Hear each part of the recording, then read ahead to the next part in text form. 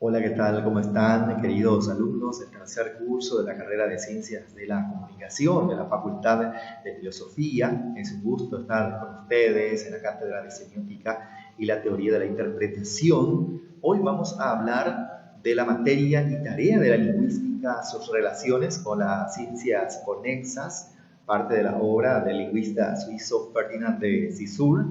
La materia de la lingüística está constituida, en primer lugar, por todas las manifestaciones del lenguaje humano, ya se trate de pueblos salvajes o de naciones civilizadas, de épocas arcaicas, clásicas o en decadencia, teniendo en cuenta en cada periodo no solamente el lenguaje correcto y el bien hablar, sino todas las formas de expresión y algo más aún, como el lenguaje no está las más veces al alcance de la observación, el lingüista deberá tener en cuenta los textos escritos, ya que son los únicos medios que nos permiten conocer los idiomas pretéritos o distantes.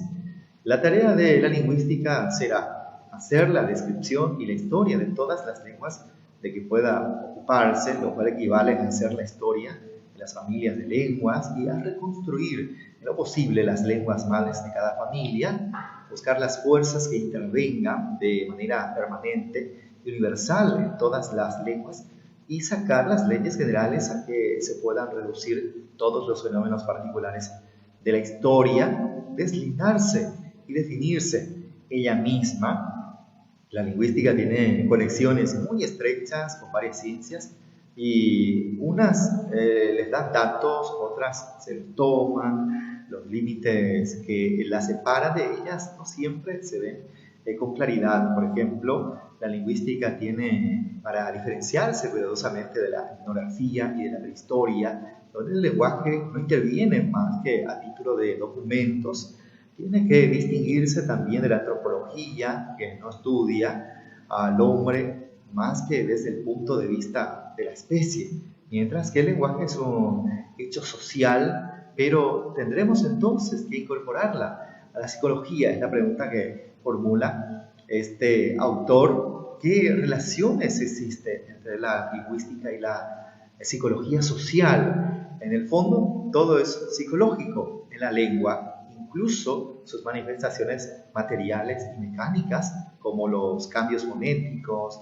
y puesto que la lingüística suministra a la psicología social, tan preciosos datos, por eso indefectiblemente también tiene una relación muy estrecha con esta disciplina. Las conexiones de la lingüística también con la fisiología, que no son tan fáciles de desenredar. La relación es unilateral en el sentido de que el estudio de las lenguas pide aclaraciones a la fisiología de los sonidos, pero no se las proporciona a su vez. En todo caso, la confusión entre las dos disciplinas es imposible. Lo esencial de la lengua es extraño el carácter fonético del signo lingüístico.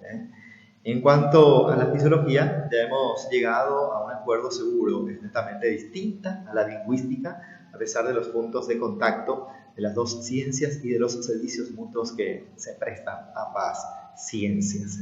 Y hablando del objeto de la lingüística, la lengua, su definición, cuál es el objeto a la vez integral y concreto de la lingüística. La cuestión es particularmente difícil, ya veremos luego por qué. Limitémonos ahora a hacer comprender esa dificultad.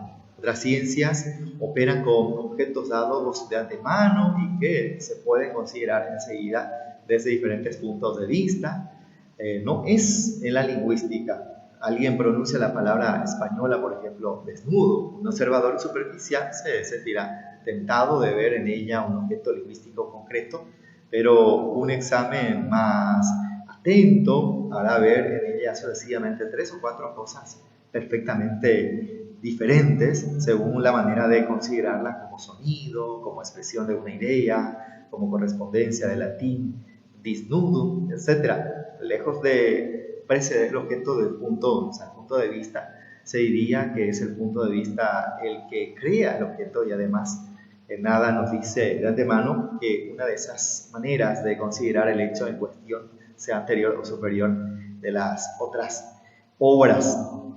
Por otro lado, sea cual sea el punto de vista adoptado, el fenómeno lingüístico presenta perpetuamente dos caras que se corresponden sin que la una valga más que gracias a la otra. Ejemplo, las sílabas que se articulan son impresiones acústicas percibidas en el oído, pero los sonidos no existirían sin los órganos vocales, así como una N no existe más que por la correspondencia de estos dos aspectos. No se puede pues reducir la lengua al sonido ni separar el sonido de la articulación bucal a la recíproca. No se pueden definir los movimientos de los órganos vocales si se hace abstracción de la impresión acústica, pero admitamos que el sonido sea una cosa simple, ¿eh?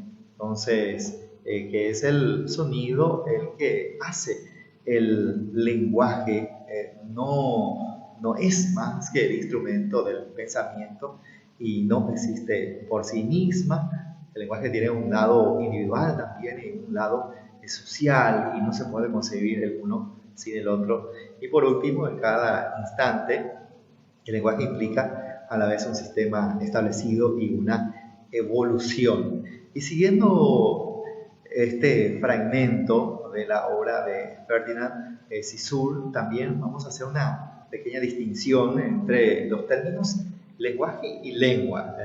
A este principio de clasificación se podría objetar que el ejercicio del lenguaje se apoya a una facultad que nos da la naturaleza, mientras que la lengua es cosa adquirida y convencional que debería quedar subordinada al instinto natural en lugar de anteponerse. Entonces, muy importante esta distinción, ¿verdad?, entre ambos términos.